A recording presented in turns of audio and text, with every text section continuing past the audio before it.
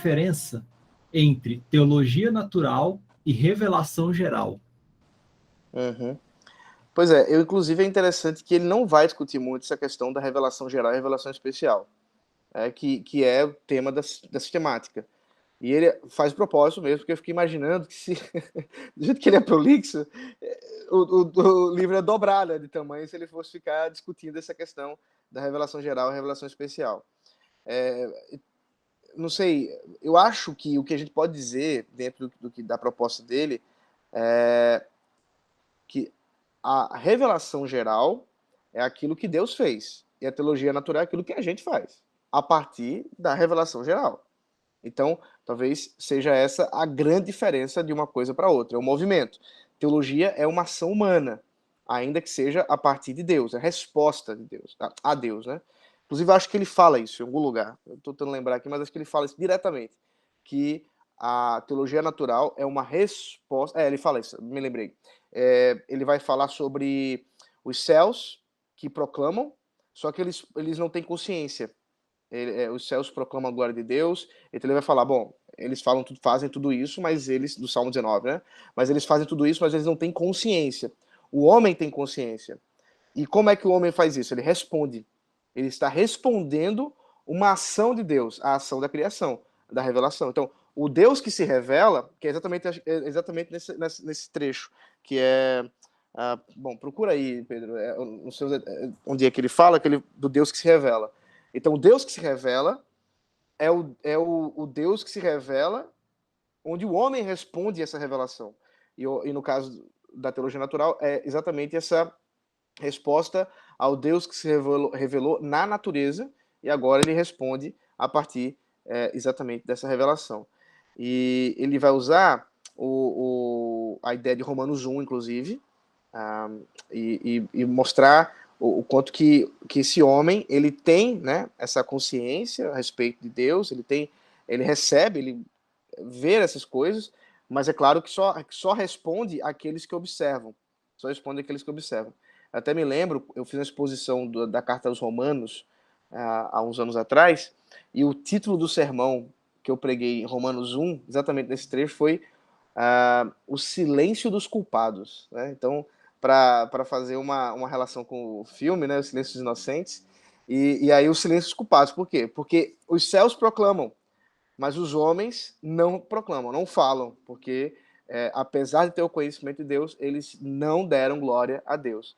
E a teologia natural, portanto, envolve exatamente esse reconhecer, esse dar glória a Deus, por isso que é tarefa humana, e aí, portanto, a diferença fundamental é essa. Revelação geral é uma ação divina, e teologia natural é ação humana em resposta a essa revelação geral, né, que é dada a todos os homens a partir das coisas que foram criadas. E ele vai trabalhar, por exemplo, um conceito do sensu divinitatis, que ele faz uso, inclusive, de Calvino para isso. Eu só senti falta, Pedro, dele falar sobre efeitos noéticos da queda. Ele fala da queda, mas ele não fala de efeitos noéticos da queda. Então eu fiquei com aquele gostinho do tipo assim... faltou ler mais uma página de Calvino, né? Me parece que eu não sei nem qual é a soteriologia dele específica e a antropologia dele, mas me parece que ele abraça uma perspectiva arminiana, meio semipelagiana, nesse sentido, assim, meio que de considerar a queda não como uma totalidade, especialmente afetando a capacidade cognitiva do homem. Parece isso. Eu fiquei meio preocupado, apesar disso não estar claro no texto, não. Então, é margem para discussão. Mas, assim, por ele não ter falado dos efeitos soléticos da queda, eu fiquei preocupado. Pô, ele podia ter falado aqui, ele tinha tudo para falar e ele não falou. Eu fiquei procurando, não, vá, e ele não falava. Então, assim, basicamente essa diferença. Eu também acho que não é uma ênfase, por exemplo, de um outro autor, por exemplo, o Plantinga, né? Quando você vai pegar o Plantinga, ele fala dos efeitos noéticos na percepção, na formação de crença, na formação não adequada, né? Dos ambientes Os cognitivos, ambientes cognitivos, exatamente. Ele, mesmo assim, ele fala, né? O Webster não é tão explícito assim. A gente não sabe por quê, né? Assim, talvez isso, assim, as só pressuposições supondo, né? teológicas, Isso. a gente vai Mas supondo. ele Mas tinha a ele faca e o tinha queijo na tudo para mão. falar, né? Tinha tudo para falar.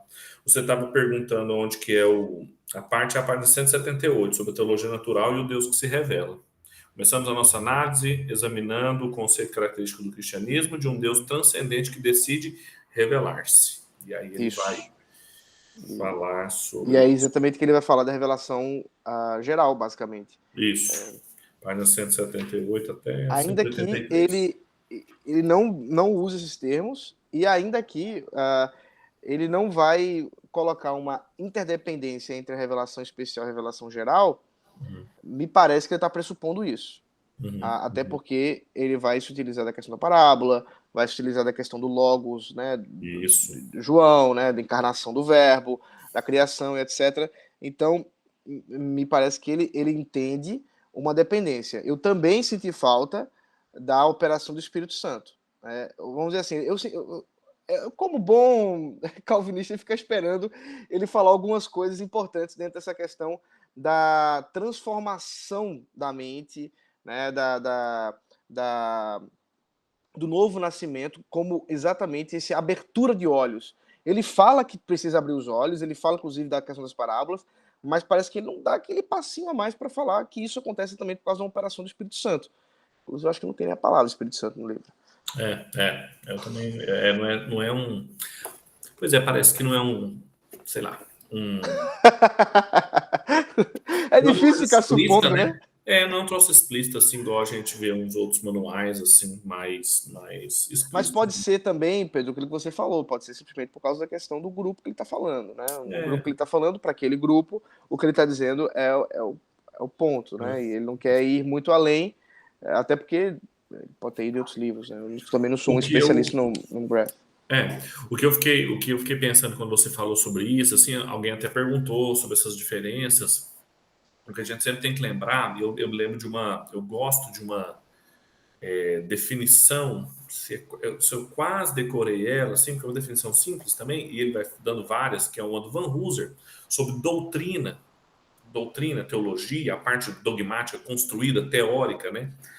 Ele vai falar que a doutrina é o resultado da fé em busca de entendimento. Ele usa até uma anselmiana, né? Para lembrar aí do nosso outro fórum.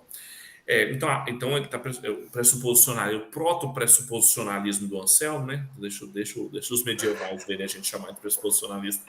Mas é isso, assim, já tem a fé, então já foi alcançado pela fé, e aí está em busca de entendimento, então está raciocinando, já está alimentado por esse compromisso credal, e aí o resultado disso é a doutrina, vamos vai dizer.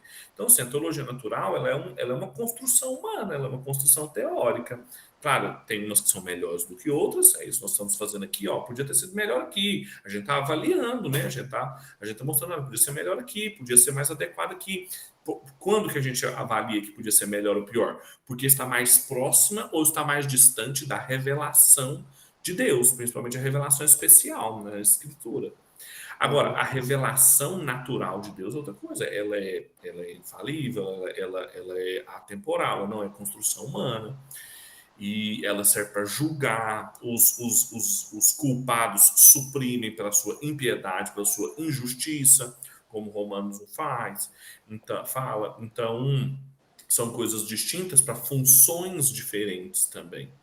E eu gosto muito da maneira como o Bavinck apresenta a revelação natural ou geral, porque a gente sempre pensa nela, por causa desses dois termos, natural e geral, como que descolada da revelação especial ou escriturística.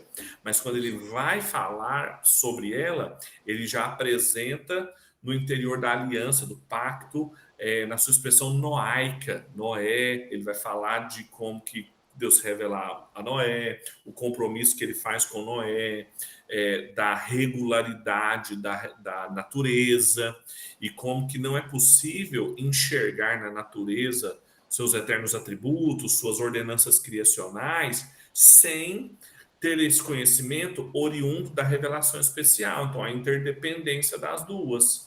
E eu acho que também quando o Alistair joga ou tensiona também para o Logos, para a palavra de Deus, para as parábolas, principalmente, ele também está tentando consertar essa tendência muito grande que a gente tem de querer desassociar as duas, como também de desassociar graça comum da graça salvífica, que o Van Til também sempre não gostava de desassociar. Não estou dizendo que é o mesmo projeto, até porque a gente já mencionou que o Alistair é crítico ao Van Til, mas são correções necessárias que a gente tem que fazer para não ficar mantendo as duas coisas de maneira muito distinta, uma distinção biblicamente artificial, quando não é.